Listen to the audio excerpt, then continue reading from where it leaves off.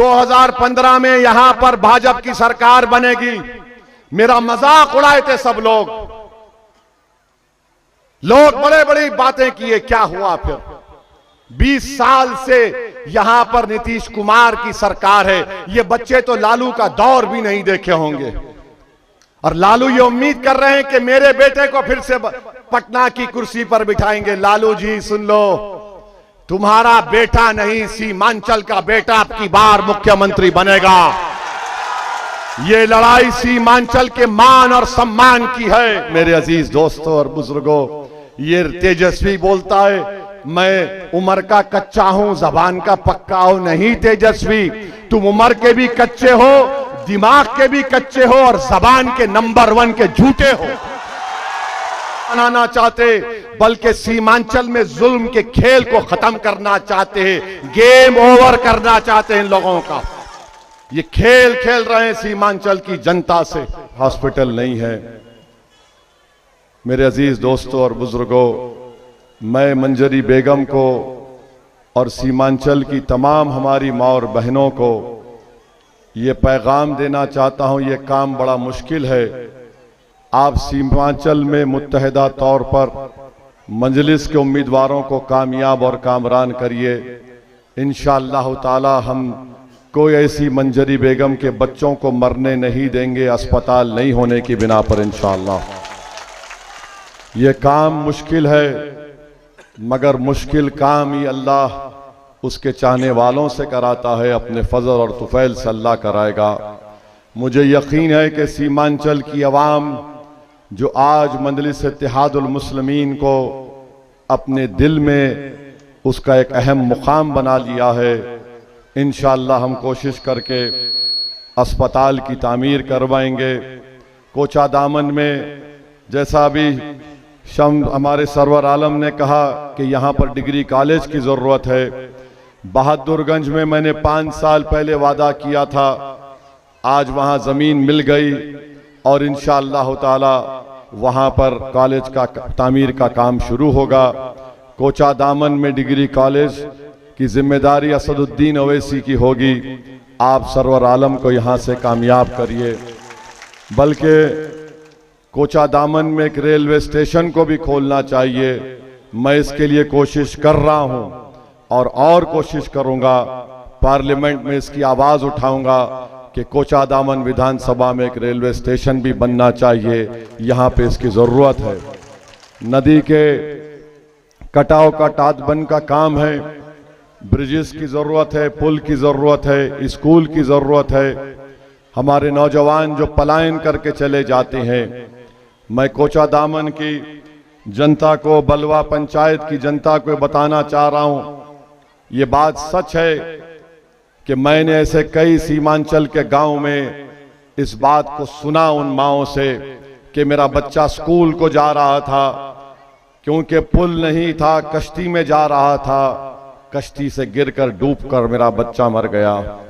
मैंने अपनी कानों से सुना कि बच्चे स्कूल को जा रहे हैं, रोड नहीं है, एक्सीडेंट हुआ, बच्चा मर गया। मैंने उन माओं से, उन ज़ईफ माँ बाप की जबानों से सुना कि 16 साल में हमने अपने बच्चे को खो दिया। 16 साल की उम्र में बच्चा पंजाब चला गया, जालंधर चला गया, दिल्ली चला गया, हैदराबाद, मुंबई चला गया। और बाज ने मुझे कहा कि बच्चा जाने के 1 साल के बाद उसकी लाश हमारे घर को आई। मैं जानता हूं कि भूख और फाका कशी से लोग परेशान। मैं जानता हूं कि सीमांचल के गांव में नौजवान नजर नहीं आते। मैं जानता हूं, इन तमाम चीजों को मैं जानता हूं। इसीलिए जब मजलिस सीमांचल के इंसाफ की बात करती है तो इन तमाम को पेट में दर्द शुरू हो जाता है। ये जालिम लोग जो कई मर्तबा विधायक बने, ये जालिम लोग जो बरसर इख्तिदार पार्टी के साथ रहे, इन्होंने सीमांचल से इंसाफ नहीं किया। हम इसलिए कहते हैं कि कोचा दामन से मास्टर मुजाहिद को वोट नहीं मिल सकता इंशाअल्लाह। हम इसीलिए कहते हैं कि किशनगंज से खबरुल हुदा साहब को वोट नहीं मिल सकता इंशाअल्लाह। हम इसीलिए कहते हैं कि ठाकुरगंज से प्रोफेसर मुसव्विर आलम को टिकट नहीं मिल सकता, इसलिए कि ये दल बदलू लोग हैं, इसलिए कि इनके मिजाज में ठहराव नहीं है, इसीलिए कि उनके चाहने वालों को भी नहीं मालूम कि सुबह कौन सी पार्टी में रहेगा और शाम में कौन सी पार्टी में चला जाएगा। इनको वोट इसलिए नहीं मिल सकता कि इनके पास ना बीजेपी में, ये बीजेपी को भी जरूरत पड़ा तो न मोदी के सामने अपना सर झुका देंगे, और अगर गरज निकल गई तो फिर आपके सामने आकर सेकुलरिज्म का चोला ओढ़ कर आएंगे और कहेंगे देखो हम तो आपके पास आ गए।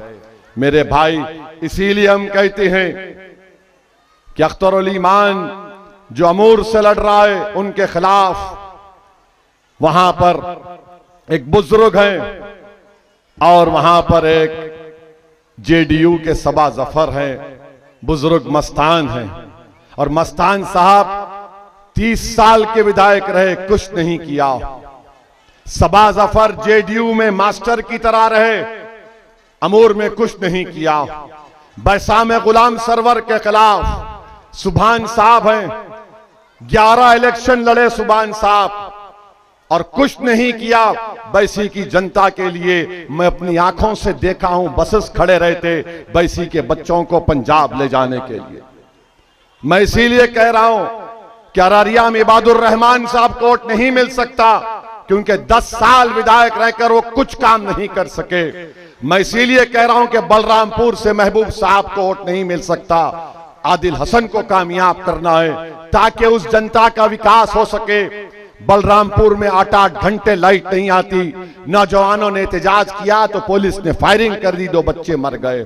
मैं इसीलिए कहता हूं कि ठाकुरगंज से जनाब सऊद साहब को वोट नहीं मिल सकता क्योंकि वो जनता के दरमियान में खड़े होकर 15 लोग का नाम नहीं ले सकते जनाब सऊद साहब। इसलिए गुलाम हसनैन को वहां से कामयाब होना, अख्तरुल ईमान को अमूर से इंशाअल्लाह कामयाब होना है, बैसी से गुलाम सरवर को कामयाब होना है, अररिया से मंजूर आलम को कामयाब होना है, बलरामपुर से आदिल हसन को कामयाब होना है, किशनगंज से शम्स आगाज को और कोचा दामन से सरवर आलम को कामयाब होना इंशाअल्लाह ताला। मैं कोचा दामन और बलवा की जनता को बता रहा हूं, हम इनको सिर्फ एमएलए नहीं बनाना चाहते बल्कि सीमांचल में जुल्म के खेल को खत्म करना चाहते हैं, गेम ओवर करना चाहते हैं इन लोगों का। ये खेल खेल रहे हैं सीमांचल की जनता से, जिंदगियों से खेल खेल रहे हैं। और आज मास्टर सुना कि सभाओं में रो रहे हैं। मास्टर साहब कितने बच्चे मर चुके हैं। मैं जानता हूं बिहार के बच्चे हैदराबाद में काम करते हैं, बैग सीते हैं, मजदूर का काम करते हैं। लोग आकर मुझसे कहते हैं कि साहब बच्चा इंतकाल कर गया, हमारी मदद करिए, हम लाश को बिहार लेके जाना चाहते हैं। उसके माँ बाप फोन करके बोलते हैं बच्चे स्कूल को नहीं जाते।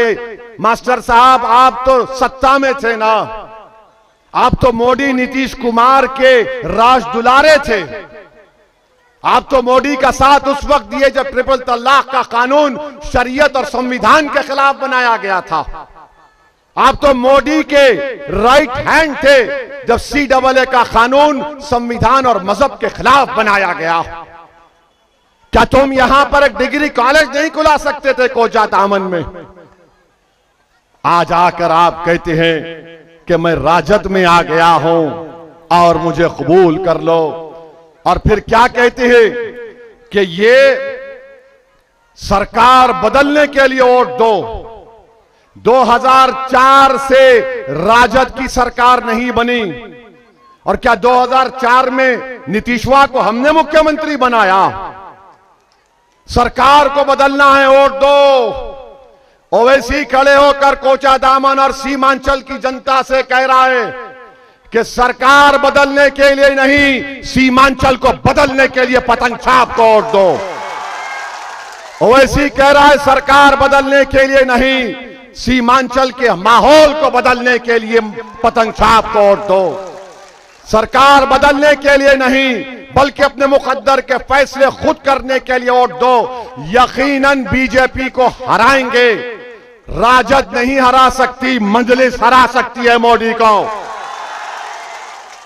तुमने कितने मर्तबा, और लालू बोल रहे हैं तुमने बधवा मजदूर हो, तुमने मुझे मुख्यमंत्री बनाया, मेरी पत्नी को बनाया 15 साल, अब मेरा बेटा को बना दो, फिर बेटे के बाद उसके बेटे को बना दो, फिर उसके बाद उसके बेटे को बना दो। अरे क्या हम तुम्हारे गुलाम हैं?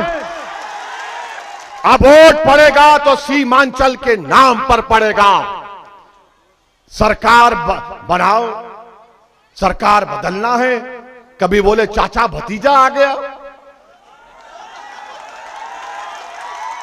चाचा भतीजा, बड़ा ड्रामा किया।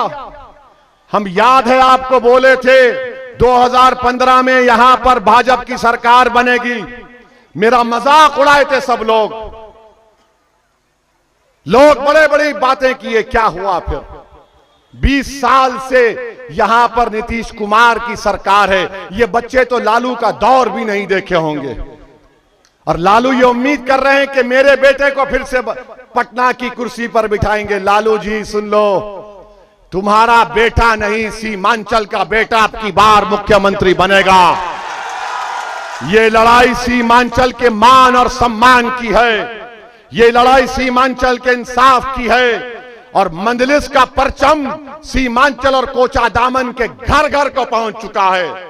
और राजद वालों, तुमने इजहार असफी साहब को हमसे तोड़ा, मगर तुमने इजहार असफी साहब को कितना धोखा दिया।